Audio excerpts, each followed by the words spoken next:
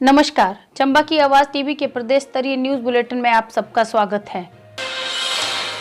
Himachal cabinet की एक विशेष बैठक आज बुधवार को सीएम जयराम ठाकुर की अध्यक्षता में हुई है। कैबिनेट बैठक में कोरोना वायरस के बढ़ते मामलों के साथ ही कई महत्वपूर्ण निर्णय भी लिए गए हैं। कैबिनेट ने अपने पिछले एक फैसले को बदलते हुए अब टैक्सियों को भी पब्लिक ट्रांसपोर्ट के साथ 1 जून से चलाने का निर्णय लिया है। वहीं शिक्षा विभाग में कार्यरत वाटर कैरियर अब 14 साल की जगह 13 साल में ही नियमित होंगे।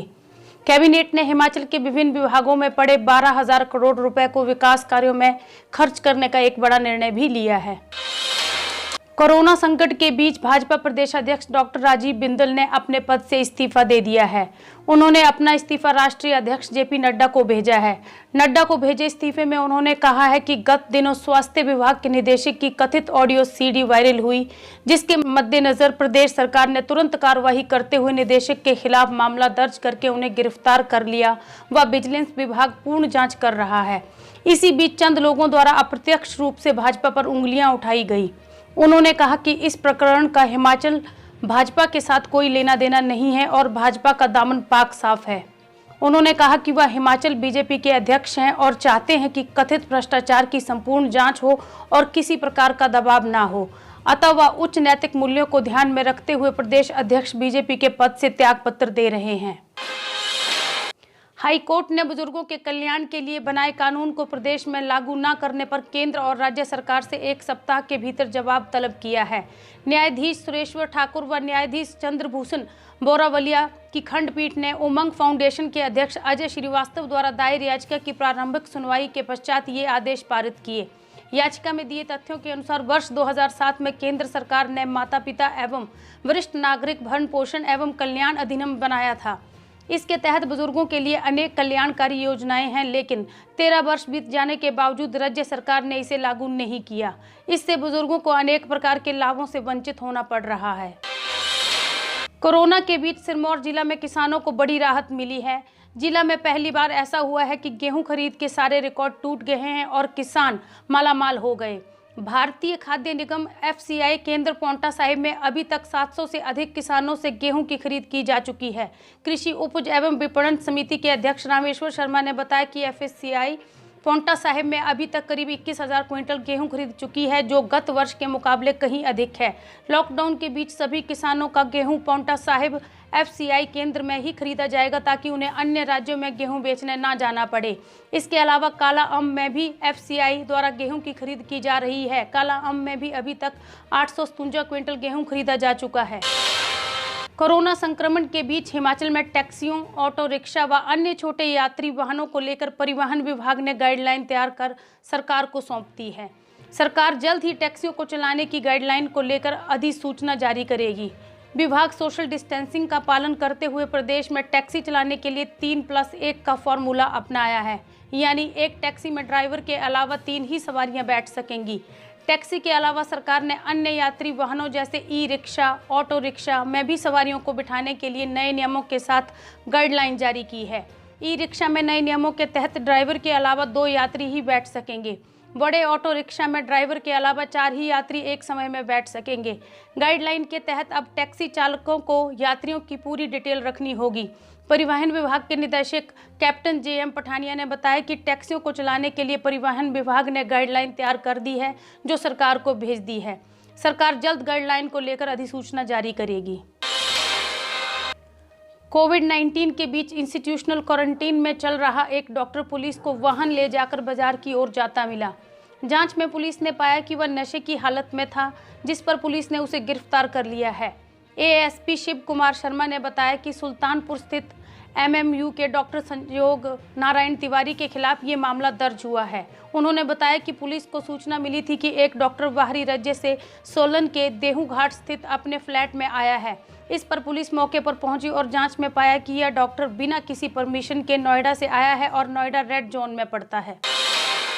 कोविड-19 के दौरान हेल्थ डिपार्टमेंट में हुए बड़े घोटाले को लेकर अब बीजेपी पार्टी चीफ ने अपना त्यागपत्र देकर अपने दामन को बचाने का प्रयास करते हुए स्पष्ट किया है कि इस घोटाले से पार्टी का कुछ लेना देना नहीं है। ऐसे में अब सरकार को स्पष्ट करना होगा कि अगर पार्टी का कुछ लेना देना नहीं है तो फिर किसका लेना देना है। कांग्रेस कमेटी के राज्य उपाध्यक्ष एवं विधायक राजेंद्र राणा ने इस सरकार पर फिर बड़ा हमला बोलते हुए ये बात कही।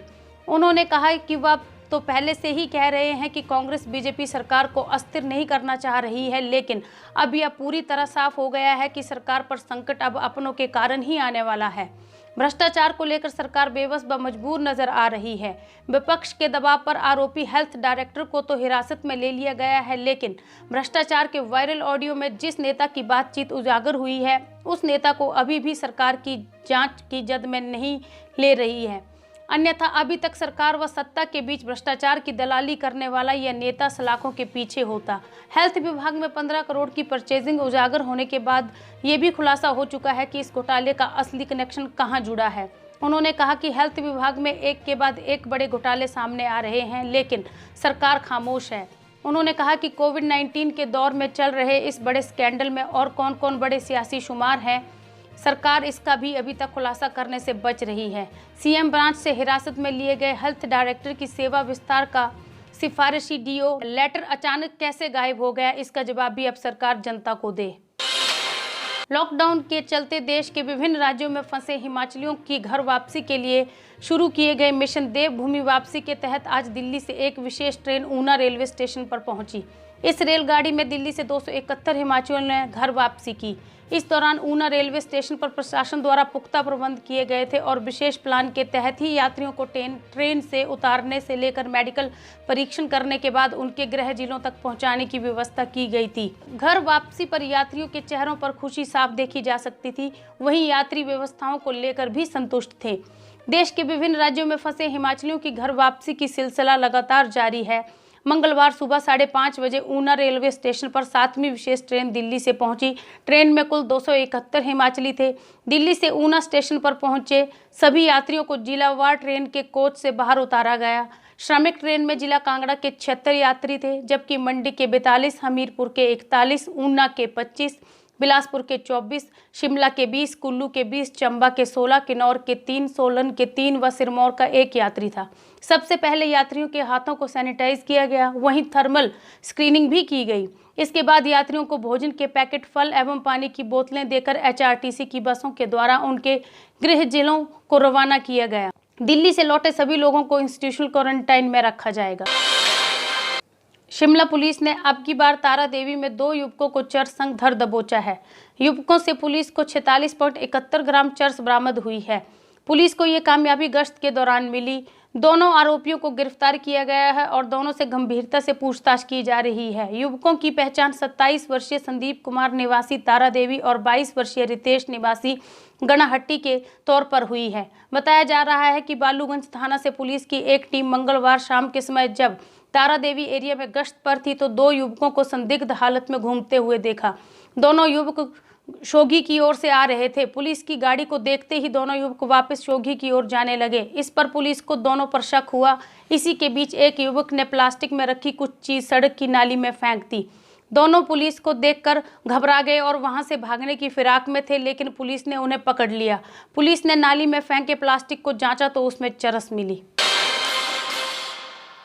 कांग्रेस अध्यक्ष कुलदीप सिंह राठौर व कांग्रेस विधायक दल के नेता मुकेश अग्निहोत्री ने प्रदेश भाजपा अध्यक्ष पद से डॉक्टर राजीव बिंदल के इस्तीफे पर कहा है कि भाजपा स्वास्थ्य विभाग में घोटाले और भ्रष्टाचार के पाप से मुक्त नहीं हो सकती। इन नेताओं ने कहा कि बिंदल के इस्तीफे से साफ है कि दाल में कुछ काला है। उन्होंने कहा है कि निष्पक्ष जांच के बाद कहीं पूरी दाल ही काली ना निकले। राठौर व अग्निहोत्री ने एक संयुक्त बयान में कहा है कि बिंदल के इस्तीफे से कांग्रेस के प्रदेश सरकार पर भ्रष्टाचार के आरोप सिद्ध होते हैं।